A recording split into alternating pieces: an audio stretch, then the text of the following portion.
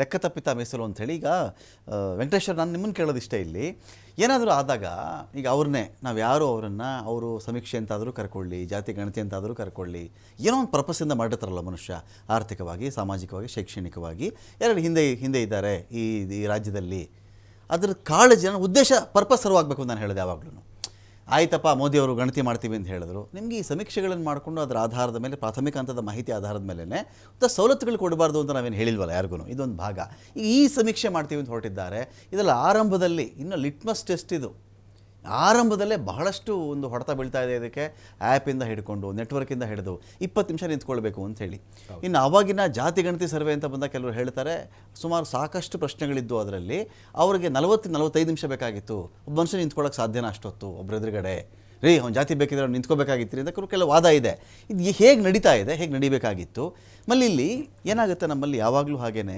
ಇದ್ರ ಬಗ್ಗೆ ಅಧ್ಯಯನ ಮಾಡಿರ್ತಕ್ಕಂಥವ್ರು ಕುಲಶಾಸ್ತ್ರೀಯ ಅಧ್ಯಯನ ಮಾಡಿರ್ತಕ್ಕಂಥವ್ರು ತುಂಬ ತಿಳ್ಕೊಂಡಿರ್ತಕ್ಕಂಥವ್ರು ಹಿರಿತಲೆಗಳು ಪಳಗಿರುವವರು ಅದ್ರ ಬಗ್ಗೆ ದೀರ್ಘವಾಗಿ ಪ್ರಬಂಧಗಳನ್ನು ಮಂಡಿಸಿರ್ತಕ್ಕಂಥವ್ರು ಬೇಕಾದಷ್ಟು ಜನ ಇದ್ದಾಗ ಅವರೆಲ್ಲರೂ ಕೂಡ ಅದರ ಸೈಡ್ ಲೈನ್ ಮಾಡಿಬಿಟ್ಟು ಇನ್ಯಾರೋ ಪ್ರಧಾನ ಭೂಮಿಕೆಗೆ ಬಂದುಬಿಡ್ತಾರ ಅಲ್ಲಿ ಅಂತ ನೋಡಿ 2024 ಮಾನ್ಯ ಸರ್ವೋಚ್ಚ ನ್ಯಾಯಾಲಯ ಒಂದು ಆದೇಶವನ್ನು ಮಾಡಿ ಒಳ ಮೀಸಲಾತಿನ ಜಾರಿ ತರಲಿಕ್ಕೆ ಆಯಾ ರಾಜ್ಯಗಳಿಗೆ ಅಧಿಕಾರ ಇದೆ ಅಂತ ಹೇಳಿದ ಸಂದರ್ಭದಲ್ಲಿ ಕರ್ನಾಟಕದ ಪರಿಶಿಷ್ಟ ಜಾತಿಗೆ ಸೇರಿದಂಥ 101 ಜಾತಿಗಳಿಗೂ ಒಂದು ಸಾಮಾಜಿಕ ನ್ಯಾಯ ಸಿಗುತ್ತೆ ಅಂತ ಒಂದು ಆಶಾಭಾವನೆ ಇತ್ತು.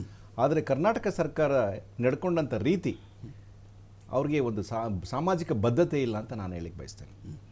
ಇವರು ಆಯೋಗನ ನೇಮಕ ಮಾಡೋಕ್ಕೆ 2 ತಿಂಗಳು ತೊಗೊಂಡ್ರು. ಅದಾದಮೇಲೆ ಆಯೋಗ 9,000 ಅಪ್ಲಿಕೇಶನ್ನ ಕಾಲ್ ಮಾಡ್ತು. 9,000 ಜನ ಹೋಗಿ ಅವ್ರಿಗೆ ಅಪ್ಲಿಕೇಶನ್ ಕೊಟ್ಟರು. ಆಮೇಲೆ ಮತ್ತೆ ಸುಮಾರು ಜನ ಭೇಟಿ ಆಯಿತು. ಅದಾದ ನಂತರದಲ್ಲಿ ಆಯೋಗ ಒಂದು ಮಧ್ಯಂತರ ವರದಿಯನ್ನು ಕೊಡ್ತು. 3 ತಿಂಗಳಾದ ಮೇಲೆ ಮತ್ತೆ ಸಮೀಕ್ಷೆ ಮಾಡಿ ಸುಪ್ರೀಂ ಕೋರ್ಟ್ನವರು ಹೇಳಿದ್ದಾರೆ ನೀವು ಎಂಪಿರಿಕಲ್ ಡಾಟಾ ತಗೋಬೇಕು, ಅದಕ್ಕೋಸ್ಕರ ಮತ್ತೆ ಸರ್ವೆ ಮಾಡಿ ಅಂತ. ಅಂದರೆ 6 ತಿಂಗಳು ಅದರಲ್ಲೇ ಹೊರಟೋಯ್ತು. ಅದಾದ ನಂತರದಲ್ಲಿ ಇವತ್ತು ತಾವೇನು ಹೇಳಿದಿರಿ, ಆ ಒಂದು ತರಬೇತಿ ಪಡೆದಂಥ ಏನು ಗಣತಿದಾರರಿದ್ದಾರೆ ಅವ್ರಿಗೆ ಕೇವಲ 3 ಗಂಟೆ ಟ್ರೈನಿಂಗನ್ನು ಕೊಡಲಾಗಿದೆ. ಅವ್ರ ಅರ್ಥ ಇರ್ತಕ್ಕಂಥ ಮೊಬೈಲ್ನ ಕೊಟ್ಟು 42 ಪ್ರಶ್ನೆಗಳನ್ನ ಕೇಳಲಾಗಿದೆ. ಅದು ಪ್ರಶ್ನೆ ಏನಾಗುತ್ತೆ ಅಂತಂದರೆ ಆಧಾರ್ ಕಾರ್ಡನ್ನು ಕೊಟ್ಟು ಎಲೆಕ್ಷನ್ ಕಾರ್ಡ್ ಕೊಡಬೇಕು. ನಮ್ಮ ದಾಸಯ್ಯ ಸಾಹೇಬ್ರು ಹೇಳೋ ಪ್ರಕಾರ 4 ಜನ ಮಕ್ಕಳಿದ್ರೆ ಹೆಚ್ಚುವರಾಗಿ 2 ಮಾತ್ರ ತಗೊಳ್ತಾರೆ. ಅದು ಹೊಸದಾಗಿ ಮದುವೆ ಆಗಿದ್ರೆ, ಮೇಜರ್ ಆಗಿದ್ರೆ, ಮತ್ತೆ ಬೇರೆ ಕಡೆ ಸರಿಯಾಗಿ ಬಿಡಿಸಿ ಹೇಳಿ. ಈಗ ಒಂದು ರೇಷನ್ ಕಾರ್ಡ್ನಲ್ಲಿ 4 ಹೆಸರಿರ್ತವೆ, ಇನ್ನು 4 ಜನ ಮಕ್ಕಳಿದಾವೆ. ಅದ್ರಲ್ಲಿ 2 ಮಾತ್ರ ತಗೊಳ್ಳೋಕೆ ಪ್ರಾವಿಷನ್ ಇದೆ. ಮನೆಗೆ ಸೊಸೆಯಾಗಿ ಬಂದವರು ಅಥವಾ ಹೆಣ್ಮಕ್ಳು ಬಂದವರು ಮತ್ತೆ ಇನ್ನು ಹೆಚ್ಚುವರಿ ಜನ ಸಂಖ್ಯೆ ಸೇರ್ಕೊಂಡವರು ಯಾವುದನ್ನು ಮಾಡ್ಲಿಕ್ಕೆ ಅವಕಾಶ ಇಲ್ಲ ಅವ್ರಿಗೆ. ಓಕೆ, ರೇಷನ್ ಕಾರ್ಡ್ ಅಲ್ಲಿ ಎಷ್ಟಿದೆಯೋ ಅಷ್ಟು ಬರ್ಕೊಂಡು ಅದ್ರ ಮೇಲೆ 2 ಅದನ್ನು ಅವಕಾಶ, ಗರಿಷ್ಠ ಅವಕಾಶ ಎಷ್ಟಾದ್ರೂ ಇತ್ಕೊಳ್ಳಿ ಮನೆಯಲ್ಲಿ.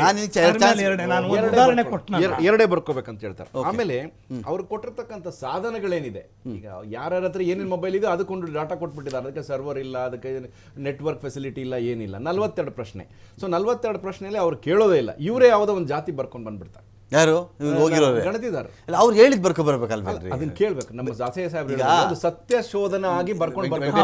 ನಿಮ್ಮ ಮನೆಗೆ ಬಂದು ನಿಮ್ಮ ಕ್ಯಾಸ್ಟ್ ಯಾವ್ದು ಕೇಳಿದಾಗ ಅವ್ರು ಯಾವ್ದೋ ಬರ್ಕೊಂಡು ಸುಮ್ಮನೆ ಬಿಡ್ತಾರೆ. ಹೇಳ್ಬೇಕು. ನಾನು ಹೇಳ್ತೀನಿ, ನನ್ನ ಅನುಭವ ಹೇಳ್ತೀನಿ. ನಾನು ಕೂಡ ಮಾಡಿಸಿದ್ದೀನಿ ಇದಕ್ಕೆ. ನನ್ನ ಜೊತೆಯಲ್ಲಿ ಕುಳಿತಂತ ಇವರ ಸ್ನೇಹಿತರಾದಂಥ ಹಿರಿಯ ARS ಅಧಿಕಾರಿ ಅವರು 2 ಗಂಟೆ ಮೊದಲೇ ಕುತ್ಕೊಂಡು ಬರ್ಸಿದ್ರು ನಮ್ಮದೇ ಅಪಾರ್ಟ್ಮೆಂಟ್ ಅಲ್ಲಿ. ಅವರು ಓಕೆ ಕೊಟ್ಟ ಮೇಲೆ ಟೆಸ್ಟ್ ಮಾಡಿದಾಗ ಆ ಡಾಟಾನೇ ಅಪ್ಲೋಡ್ ಆಗಿಲ್ಲ ಅವ್ರದ್ದು. ಓಕೆ. ಸೊ ಅಂತ ಒಂದು ನಿರ್ಲಕ್ಷ್ಯತನದ ಒಂದು ಬೇಜವಾಬ್ದಾರಿತನದಂತ ಒಂದು ಬಾಧ್ಯತೆ ಇಲ್ಲ ಸರ್ಕಾರಕ್ಕೆ.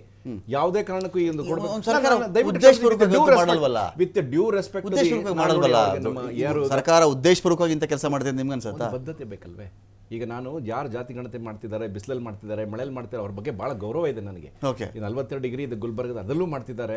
ಶ್ರಮ ವೇಸ್ಟ್ ಆಗುತ್ತೆ. ಕೂರ್ಗಲ್ಲಿ ಮಳೆ ಇದೆ ಬರ್ತಾರೆ, ಅಷ್ಟು ಶ್ರಮ ವಹಿಸಿ ಗಣತಿದಾರರು ಮಾಡ್ತಾರೆ. ಬಟ್ ಅವ್ರ ಕೈ ಕೊಟ್ಟಿರ್ತಕ್ಕಂಥ ಇಕ್ವಿಪ್ಮೆಂಟ್ಸ್ ಏನಿದೆ, ಅವ್ರಿಗೆ ಡಾಟಾ ಏನ್ ಕೊಟ್ಟಿದ್ದೀರಿ, ಸರ್ವರ್ ಏನ್ ಕೊಟ್ಟಿದ್ದೀರಿ, ಆಮೇಲೆ ಅವ್ರಿಗೆ ಒಂದು ಕಂಟ್ರೋಲ್ ರೂಮ್ ಕೊಟ್ಟಿದ್ದೀರಾ, ಏನೋ ಪ್ರಶ್ನೆ ಕೇಳಿದ್ರೆ ಏನೋ ಒಂದು ಬರ್ಕೊಂಡು ಬನ್ರಿ ಅಂತ ಹೇಳೋ ಒಂದು ಸಾಮಾಜಿಕ ಜಾಲತಾಣಗಳಲ್ಲಿ ನಡ್ಕೊಂಡು ಬಂದಿರತಕ್ಕಂಥ ಅನೇಕ ವಿಚಾರಗಳು. ಆಮೇಲೆ ಒಂದು ದಿನಕ್ಕೆ ಒಬ್ಬರಿಗೆ 7 ರಿಂದ 10 ಮನೆ ಮಾಡ್ತಕ್ಕಂಥದ್ದು.